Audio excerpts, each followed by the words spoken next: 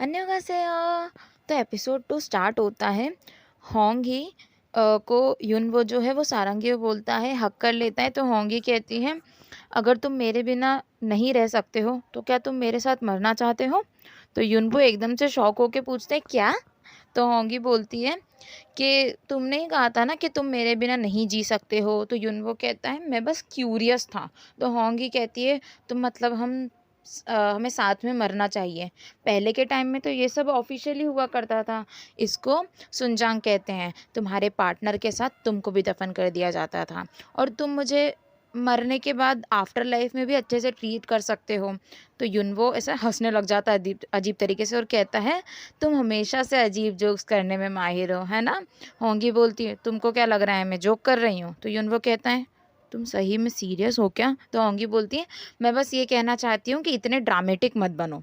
तो युनवो कहता है, बताओ मेरे को डॉक्टर ने क्या कहा था? और ऐसे बोलते हुए उसको बैठाता है प्रॉपर और डाइवोर्स के पेपर ना ऐसे उसके पैर के नीचे छुपा लेता है खुद के और पूछता है कि क्या हुआ है तुमको? सही में बताओ, तुमको क्या प्रॉब्लम हुई है? तुम्हारे पास सही में 3 महीने ही है क्या? फिर पुराना दिखाया जाता है जहाँ पर टेस्ट का रिजल्ट के लिए फ़ोन लगाया जाता है होंगी को। तो प्रोफेसर उसको बताते हैं कि रिजल्ट आ गया है, आपको लेने आना पड़ेगा। तो युनवो को साथ में लेके जाने के लिए वो बोलती है वहाँ पर जाके, लेकिन वो मना कर देता है सीधा सीधा कि मैं तुम्हारे साथ कहीं नहीं जाना चाहता हूँ। तो वो बेचारी अकेली मेडिकल सेंटर चली जाती है जहाँ उसको ऐसा अजीब सा लगता है, आसपास ऐसा बहुत ठंडा ठंडा लगता है, ऐसा लगता है कि बर्फ़ गिर रही है। और फिर एकदम से उसको याद भी नहीं रहता कि कब वो डॉक्टर के कैबिन में आ गई। तो वो डॉक्टर से पूछती, मैं यहाँ कैसे आ गई और कब आ गई? तो डॉक्टर पूछते हैं कि आपको ऐसा पहले भी महसूस हुआ है क्या?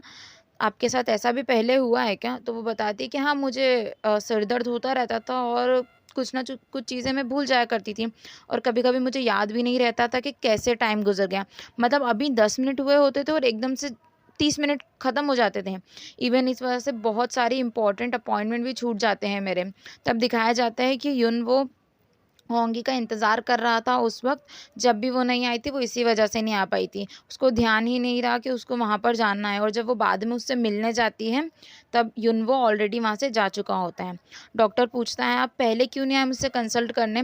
तो होंगी बोलती है, मेरे को लगा मैं बस ऐसे ही ज़ोन आउट होने लगी हूँ। ऐसा मुझे कोई फ़िज़िकल पेन ही नहीं हुआ था, फ़ील ही नहीं हो रहा था, तो मुझे लगा कुछ प्रॉब्लम नहीं होगी। तो डॉक्टर उसको बताते हैं कि आपको साइटोमा है, जो बहुत कम लोगों को होता है, बहुत रेयर डिसीज़ है और ये भी कह सकते हैं कि आप पहली पेशेंट है पूरे कोरिया में जिसको ये हुआ है। तो होंगी बोलती है, क्या मुझे सर्जरी की ज़रूरत है? तो डॉक्टर मना कर देते हैं। तो होंगी कहती है, चलो अच्छा है, मतलब फिर मैं सिर्फ मेडिसिन से ही ठीक हो जाऊँगी। तो डॉक्टर बताते हैं कि आपका केस ना काफ़ी कॉम्प्लिकेटेड है। ये नॉर्मल रेगुलर ट्यूमर से बहुत ज़्यादा डिफरेंट है। कोई क्लियर लम्प्स नहीं है ट्यूमर के अंदर और ये जो टेम्पररी मेमोरी लॉस भी हो सकता है आपको इसके अंदर। ये सुनते-सुनते भी होंगी को ऐसा अजीब-सा लगने लग जाता है, सेम जैसा उसको पहले लगा था, आजू-बाजू से पूरा ठंडा-ठंडा लगने लग जाता है, ऐसे बर्फ़ गिर रही हो। डॉक्टर उसका नाम पुकारते हैं बार-बार, जब जाके उसको होश आता है वापस, तो वो वापस उससे डॉक्टर से कहने लग जाती है, हाँ, मुझे पता है कि मेरा केस जो है वो नॉर्मल है, मतलब मुझे बताइए मेरे केस के बारे में और कि क्या-क्या होता है। तो डॉक्टर उसको कहने लग जाते हैं कि आपको अभी भी याद नहीं कि मैंने अभी बीच में आपको क्या बोला है इतना सारा।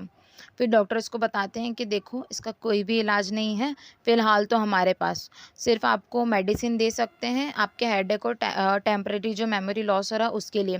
फ़िलहाल तो इम्पॉसिबल है ये बीमारी सही करना। तो होंगी पूछती कि आप ये कह रहे हो कि मैं मरने वाली हूँ, तो बताओ मैं कब तक मरूँगी? तो डॉक्टर बताते हैं कि जिस हिसाब से ट्यूमर है 3 महीने हैं आपके पास। इधर वापस प्रेज़ेंट में सीन आता है, होंगी बोलती है, मैंने कभी जंक फूड नहीं खाया, रोज़ मॉर्निंग में मेडिटेशन करती हूँ, रात को योगा करती हूँ स्ट्रेस फ्री रहने के लिए। इवन मेरी बॉडी है, मैं जानती हूँ उसे अच्छे से। जब से पैदा हुई हूँ, जब से हेल्दी रहने की कोशिश कर रही हूँ। तो युनवो खड़े होके बोलता है, हाँ, हाँ, आ गया मुझे समझ में, अब शांत हो जाओ। तो होंगी कहती है, जो लोग अपनी बॉडी की केयर तक नहीं करते, उनको ये बीमारी नहीं हुई, लेकिन मैं ही क्यों? तो युनवो कहता है, ये तो मुझे भी नहीं पता है, अब मैं क्या बोलूँ? तो होंगी कहती है, लोग मून तक पे चले गए हैं और इनसे एक ट्यूमर नहीं निकाला जा रहा मेरे ब्रेन से। तो युनवो आके उसको बोलता है, कल एक बार और हॉस्पिटल चलते हैं, चेकअप करवा लेते हैं, कभी कुछ गलत डायग्नोस हो गया हो तो वो क्लियर हो जाएगा। तो होंगी पूछती है, क्या करोगे तुम अगर ये मिसडायग्नोस हुआ तो? तो युनवो कहता है कि ये तो अच्छी बात होगी ना कि अगर मिसडायग्नोस हो जाए तो। अब फिर कल चलना वापस चेकअप कराने के लिए, अभी सब छोड़ो और आराम करो। तो होंगी कहती है तुमको क्या लगता है कि इस हालत में मैं हूँ, अभी मैं सो सकती हूँ आराम से? तो युनवो कहता है कि मैं खुद इतने शौक में हूँ, मुझे भी नहीं लगता कि मैं आज रात को ठीक से सो पाऊंगा। फिर दिखाया जाता है कि युनवो तो मस्त सो रहा है, ऐसे उठ के मस्त गाना गुनगुनाने लगता है, बाल वाल जमाने लगता है, मिरर के सामने जाता है और फिर एकदम से खुद से बोलता है कि तुम गाना गा रहे हो, तुम क्या चाहते हो, उसके साथ दफन होना? फिर मिरर में खुद को देख के बोलता है मैं दुखी हूँ, हम दोनों अलग हो रहे हैं बिना डाइवोर्स के 3 मंथ में। और ऐसे फेस पे दुख दिखाने की कोशिश करता है, लेकिन तभी वो स्माइल करने लग जाता है। फिर वो वापस खुद से बोलता है तुम्हें खुश नहीं होना है, तुम्हें हंसो मत, तुम्हें दुखी होना है। फिर वो होंग ही के रूम में जाके उसको आवाज़ लगाने लग जाता है कि वो उठी है कि नहीं, और उसको सोता हुआ देख के कहता है कि वो कभी इतनी लेट ऐसे तो कभी नहीं सोती। फिर उसको जाके ऐसे चेक करता है कि वो ज़िंदा है कि मर गई है, उसका हाथ उठा के देखता है लेकिन फिर भी उसका कुछ रिस्पॉन्स नहीं आता। तो उसको लगता है कि कहीं ये मर तो नहीं गई। तो फिर ना उसकी वो ब्रीथिंग चेक करने के लिए जाता है, लेकिन तभी एकदम से वो आँख खोलती है और उससे पूछती है क्या हुआ। अब वो एकदम से ऐसा शौक में आ जाता है, उसको समझ नहीं आता आगे क्या करूँ मैं। तो वो उसको किस कर देता है और बोलता है मॉर्निंग किस, गुड मॉर्निंग। तो होंगी बोलती है तुम ज़रूर अच्छे मूड में होगे जब भी गुड मॉर्निंग बोल रहे हो आके मुझे, है ना? तुम्हारी स्किन भी बढ़िया दिख रही है, प्रॉपर सोए हो तुम मतलब, और यहाँ मैं रात भर सोने की कोशिश ही करती रह गई। तो युनवो कहता है कहाँ मेरी स्किन नहीं, तुमको गलत फहमी हुई है, ऐसा तो कुछ भी नहीं हुआ है, ऐसा हो ही नहीं सकता। तो होंगी वहाँ से सीधा उठ के चली जाती है। तो युनवो ऐसे उठता है और एकदम से गिर जाता है। फिर वो बेचारा ऐसे धीरे धीरे संभल के उठने की कोशिश करता है। फिर दोनों साथ में जा रहे होते हैं। तो होंगी बोलती है मैं अब पहले ही वार्न कर देती हूँ तुमको, तुम अकेले हो जिसको इन सब के बारे में पता है, अगर किसी को भी पता चला ना तो ये तुम्हारी गलती होगी। तो युनवो बोलता है समझ गया, मगर क्या तुम इसको हमेशा के लिए ऐसे सीक्रेट रखोगी क्या? तो होंगी बोलती है हाँ मैं इसको सीक्रेट रखना चाहती हूँ। तो युनवो पूछता है एटलीस्ट तुम्हारी फैमिली को तो पता होना चाहिए ना? तो होंगी बोलती है वो सबसे लास्ट होंगे जिनको ये सब पता चलेगा। 1 ट्रिलियन क्लब ज्वाइन करने के बहुत करीब हूँ मैं, और ग्रैंडफादर ने कहा था कि वो फादर की जगह मुझे दे देंगे अगर मैं 1 ट्रिलियन क्लब को ज्वाइन कर लूँगी तो। और तुम चाहते हो कि मैं इन सारी चीज़ों को ख़राब कर दूँ इतने क्लोज आके? उनको मेरी बीमारी के बारे में पता चल गया ना तो वो मेरे को घर से निकाल देंगे, और ऊपर से लड़ाई अलग करेंगे कि मेरे जो एसेट्स है वो कौन लेगा, और ये मैं बिल्कुल अलाउ नहीं कर सकती जब तक मैं ज़िंदा हूँ। इधर सोचियोल के ग्रैंडफादर ब्रेकफास्ट के लिए उसको बुलाते हैं और उस पे चिल्लाते हैं कि ऐसा कैसे हो गया? तो सोचियोल बोलता है कि वो डील नहीं हुई, मैं सॉरी बोलता हूँ आपसे ग्रैंडफादर। तो ग्रैंडफादर बोलते कौन सी डील, किसकी बात कर रहे हो तुम? तो वो बोलता है वही वो ऑर्गेनिक न्यूयॉर्क कॉफ़ी जो मैं लॉन्च करने वाला था, आपको उसके बारे में, आप उसी के बारे में बात कर रहे हो ना? तो ग्रैंडफादर बोलते हैं मैं ये पूछ रहा हूँ कि कैसे तुमने 8 बिलियन वॉन ज़्यादा कॉर्पोरेट टैक्स दे दिया? युनवो की टीम ने इसके बारे में पता करा है, तुम्हारे brother in law finance director है ना, निकाल दो उसको अभी, उसको कुछ काम नहीं आता। और तुम वो कॉफ़ी डील के लिए कॉन्फिडेंट थे ना, वो भी नहीं हुआ तुमसे, जवाब दो। कुछ नहीं होता तुमसे, अपनी बहन से जाके कुछ सीखो, कुछ नहीं आता है तुमको ढंग से। तुम्हें मैंने बोला था ना सब कुछ सही से करने के लिए। सोचियल बोलने की कोशिश करता है लेकिन बोल नहीं पाता और एकदम से ऐसे नीचे गिर जाता है, उसको पैनिक अटैक आ जाता है और ऐसे ज़ोर ज़ोर से सांस लेने लग जाता है। फिर दिखाया जाता है कि बेचारे को बॉटल चढ़ रही होती है और उसकी वाइफ बोलती है डायरेक्टर को लगता है कि इनको पैनिक डिसऑर्डर है। तो सोचियोल की मदर बोलती है ग्रैंडफादर की वजह से तुमने बहुत ज़्यादा स्ट्रेस ले लिया था बेटा।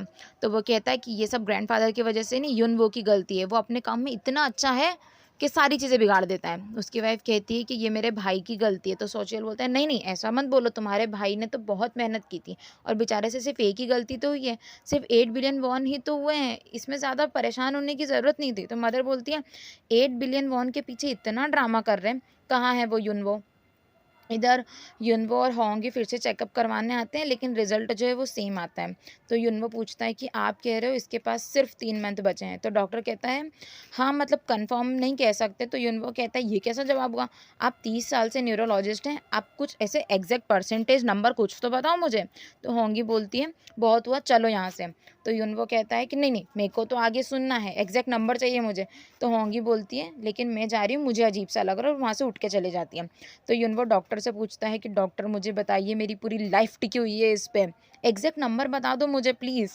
होंगी वहाँ से जाने लग जाती है तो उसको तभी एक व्हील चेयर पर बैठी हुई औरत दिखती है।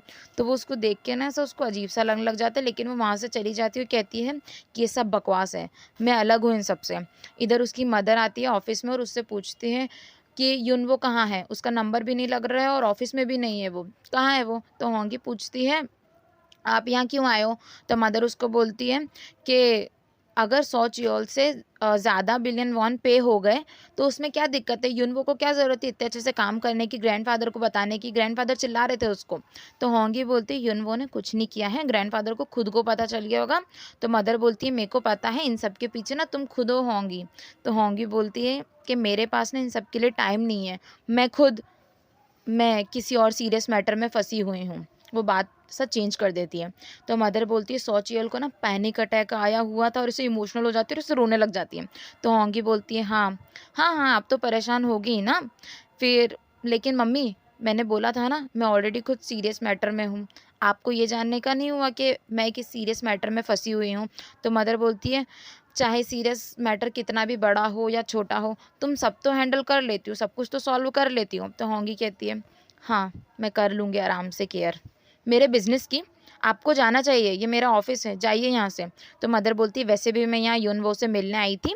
तो होंगी बोलती है हम दोनों को परेशान करना बंद करो, वरना मैं आपके बेटे को इतना टॉर्चर करूँगी, इतना परेशान करूँगी कि चाहे मैं फ्री हूँ या ना हूँ, लेकिन मैं उसको तो नहीं छोड़ूँगी। हमेशा उसको टॉर्चर करूँगी जब तक वो मर नहीं जाता। तो मदर बोलती है अच्छा, और मैं देखती रहूँगी चुपचाप बैठ के। और वो वहाँ से एकदम से चली जाती है और यहीं पे पार्ट 1 ख़त्म हो जाता है। खमसाहमनिदा।